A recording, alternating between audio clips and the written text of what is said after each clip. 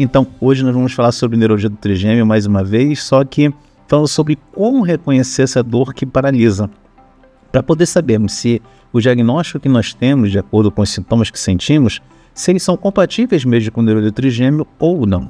Então, falando sobre esses sintomas, nós vamos falar sobre os sintomas clássicos, que são os sintomas que mais aparecem, e principalmente no que a gente chama de neurologia do trigêmeo clássica, que é a mais comum. A gente começa então com a localização. A localização, ela sempre é de um lado do rosto e que não passa o meio do rosto para o outro lado. Então, por exemplo, se a dor é do lado esquerdo, ela não passa para o lado direito. Então, ali no meio, ali na ponta do nariz, ela tem que ficar contínua do lado onde o paciente sente a dor. Se passar para o outro lado, a gente tem que reavaliar esse diagnóstico, assim como também a neurologia do trigêmeo, a dor ela fica da orelha para frente.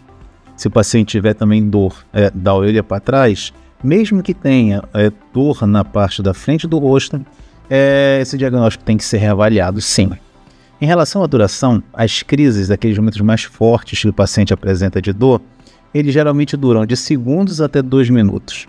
Se fugir um pouco disso, também reavaliar esse diagnóstico que foi feito de neurologia do trigêmeo.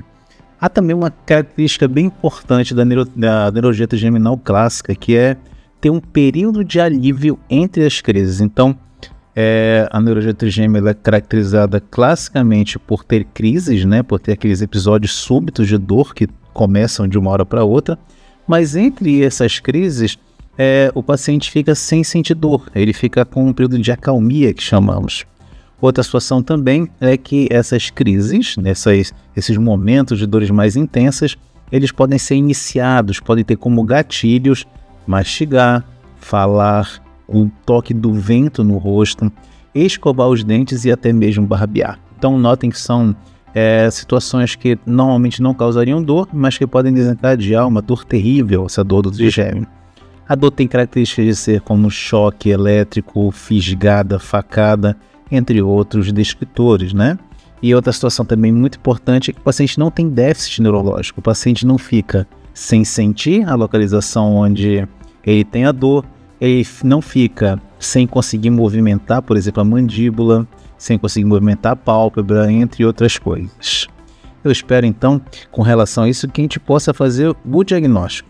E o diagnóstico ele é feito com base nesses sintomas que acabamos de citar, e também o médico assistente pode solicitar uma ressonância para descartar alterações intracranianas, como por exemplo tumor, esclerose múltiplas, entre outras situações que podem também levar a um quadro similar à neurologia trigêmeo clássica. Muito obrigado.